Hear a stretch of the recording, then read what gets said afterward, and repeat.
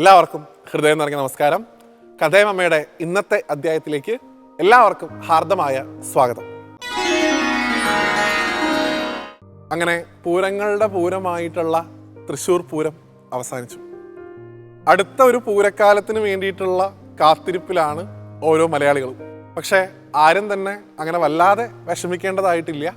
ഒരു പ്രസിദ്ധമായിട്ടുള്ള പൂരത്തിൻ്റെ കൊടിയേറ്റ് ദിവസം കൂടിയാണ് എന്ന് മലയാളികളെ പ്രത്യേകിച്ച് ഓർമ്മിപ്പിക്കേണ്ടതായിട്ടില്ല. സാക്ഷാൽ സംഘമേശ്വരൻ്റെ കൂടൽമാണിക്യത്തിലെ ഭരതസ്വാമിയുടെ തിരുവുത്സവത്തിന് ഇന്നേ ദിവസം കൊടിയേറുകയാണ്.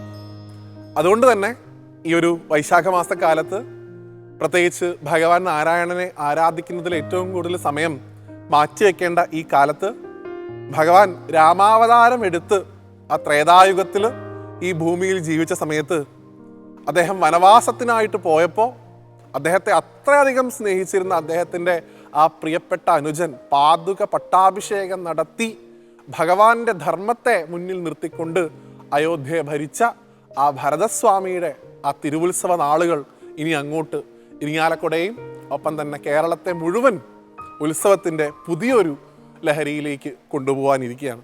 അതുകൊണ്ട് തന്നെ ഇന്നേ ദിവസം നമുക്ക് കൂടൽമാണിക്യ സ്വാമിയെക്കുറിച്ച് കൂടുതലായിട്ട് സംസാരിക്കാം. തൃശ്ശൂർ പൂരം കഴിഞ്ഞ പിറ്റേ ദിവസമാണത്രേ സാധാരണ എപ്പോഴും കൂടൽമാണിക്യത്തിൽ കൊടിയേറ്റ്. അങ്ങനെയാണ് പൊതുവിൽ അത് നിർണയിക്കപ്പെട്ടിട്ടുള്ളത്. ഭഗവാന്റെ ആറാട്ട് നടക്കുന്നത് മേടമാസത്തിലെ തിരുവോണം നക്ഷത്രത്തിലാണ്. കൂടൽമാണിക്യ സ്വാമി എന്ന് വിളിക്കപ്പെടുന്നത് ആത്യന്തികമായിട്ട് നമ്മൾ നേരത്തെ പറഞ്ഞതുപോലെ തന്നെ ഭരതനാണ്. ഭഗവാൻ ശ്രീരാമാവതാരം എടുത്ത സമയത്ത് ഭഗവാന്റെ ഈ 4 അംശങ്ങൾ കൂടി ഒപ്പം ജനിക്കുന്നുണ്ട്. രാമനല്ലാതെ 3 പേരുകൂടിയുണ്ട്: ലക്ഷ്മണൻ, ഭരതൻ, ശത്രുഘ്നൻ. അതിൽ ഭരതസ്വാമിയാണ് കൂടൽമാണിക്യത്തെ സംഘമേശ്വരൻ എന്ന് വിളിക്കപ്പെടുന്ന മൂർത്തി. അദ്ദേഹത്തിൻ്റെ വിഗ്രഹം അവിടെ വന്നതിനെക്കുറിച്ച് പൊതുവിലൊരു കഥ പറയാനുണ്ട്. ദ്വാരകയിൽ ഭഗവാൻ സാക്ഷാൽ ഗുരുവായൂരപ്പൻ കൃഷ്ണൻ വെച്ച് ആരാധിച്ചിരുന്ന 4 ചതുർബാഹു വിഗ്രഹങ്ങൾ ഉണ്ടായിരുന്നു എന്നാണ് പറയുക. ദ്വാരക ഭഗവാന്റെ അവതാരത്തിന് ശേഷം കടലിൽ പോയ സമയത്ത് ഈ 4 വിഗ്രഹങ്ങളും കടലിലൂടെ ഒഴുകി വാക്കയിൽ കൈമൾ എന്ന് വിളിക്കപ്പെടുന്ന ഒരു പ്രമാണിയുടെ കയ്യിൽ കിട്ടിയെന്നാണ്. അദ്ദേഹം ഈ 4 വിഗ്രഹങ്ങളെയും 4 നദീതീരത്തായിട്ട് പ്രതിഷ്ഠിച്ചു എന്നാണ്. അതിൽ ഒന്നാമത്തെ വിഗ്രഹം പ്രതിഷ്ഠിച്ച സ്ഥലം നിങ്ങൾക്ക് എല്ലാവർക്കും അറിയാം. തൃപ്രയാർ പുഴയുടെ തീരത്തായിട്ട് തൃപ്രയാർ തേവരെ സാക്ഷാൽ ശ്രീരാമസ്വാമിയെ അദ്ദേഹം പ്രതിഷ്ഠിച്ചു. 2, അദ്ദേഹം തൻ്റെ അനുജനായിട്ടുള്ള ഭരതനെ കുലീപനി തീർത്ഥക്കരയിൽ ഇരിങ്ങാലക്കുടയിൽ 2ാമത്തെ വിഗ്രഹം അവിടെയാണ് സ്ഥാപിച്ചത്. 3ാമത്തേത് സാക്ഷാൽ ലക്ഷ്മണസ്വാമിയുടെ വിഗ്രഹമായിരുന്നു. അത് മൂഴിക്കുളത്തും.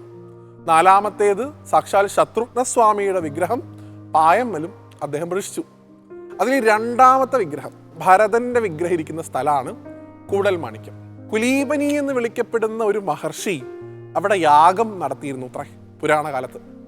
ആ അദ്ദേഹത്തിൻ്റെ ഹോമകുണ്ടാണ് ഇന്ന് കാണുന്ന കുലീപനി തീർത്ഥം എന്നാണ് സങ്കല്പം. അതുകൊണ്ട് തന്നെ ആ കുലീപനി തീർത്ഥക്കരയിലാണ് ഭരതൻ്റെ പ്രതിഷ്ഠയുള്ളത്.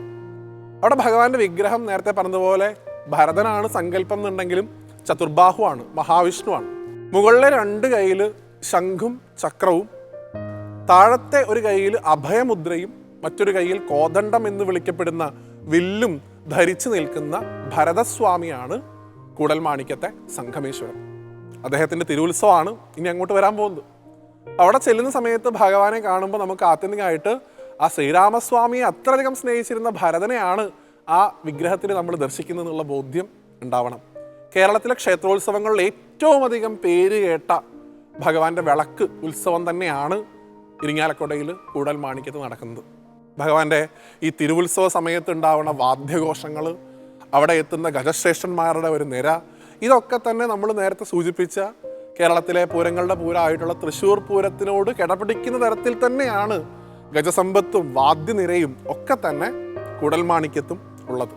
ഭഗവാനെ സംബന്ധിച്ച് നിരവധിയായിട്ടുള്ള പ്രത്യേകതകളും പൊതുവിൽ പറയാറുണ്ട്. കൂടൽമാണിക്യം ക്ഷേത്രത്തിൻ്റെ ഏറ്റവും വലിയൊരു പ്രത്യേകതയായിട്ട് പറയാറുള്ളത്, പലയിടത്തും ദേവതാ സാന്നിധ്യങ്ങളൊക്കെ പറയുമെങ്കിലും ഉപദേവതാ പ്രതിഷ്ഠ ഇല്ലാത്ത കേരളത്തിലെ ചുരുക്കം ക്ഷേത്രങ്ങളിൽ ഒന്നാണ് കൂടൽമാണിക്യം ക്ഷേത്രം എന്നാണ്.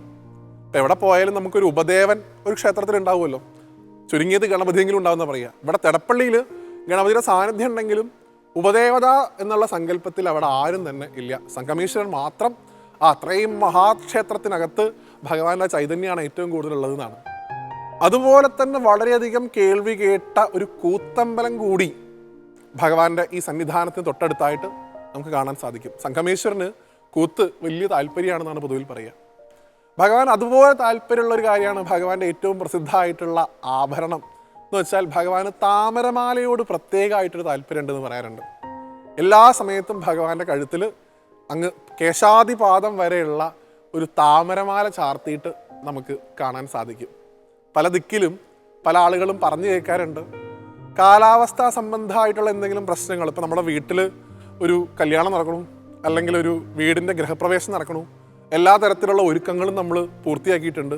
പക്ഷെ നമുക്കൊരു ഭയം, ഇനിയിപ്പോൾ മഴ പെയ്യേ എന്തെങ്കിലും ബുദ്ധിമുട്ടുകൾ ഉണ്ടായിട്ട് ഈ പരിപാടികളൊക്കെ വേണ്ട രീതിയിൽ നടക്കാതെ പോവുമോ എന്നൊരു ശങ്ക മനസ്സിലുണ്ടെങ്കിൽ മുതിർന്ന ആൾക്കാരൊക്കെ പറയാറുണ്ട്, സംഗമേശ്വരന് ഒരു താമരമാല നേർന്നു കഴിഞ്ഞാൽ കാലാവസ്ഥയായിട്ട് ബന്ധപ്പെട്ട് പ്രത്യേകിച്ച് മഴ കൊണ്ടുള്ള ബുദ്ധിമുട്ടുകൾ ഉണ്ടാവില്ല എന്നൊരു വിശ്വാസം പൊതുവിൽ പറയാറുണ്ട്.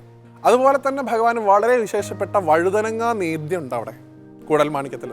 ഉദരസംബന്ധമായിട്ടുള്ള അസുഖങ്ങളുള്ള ആളുകൾ ഈ വഴുതനങ്ങ നേദ്യം കഴിക്കുകയാണെങ്കിൽ അവരുടെ ഉദരസംബന്ധമായിട്ടുള്ള പ്രശ്നങ്ങളൊക്കെ തന്നെ ഭഗവാൻ മാറ്റിക്കൊടുക്കും എന്നുമാണ് പൊതുവിൽ പറയാറുള്ളത്.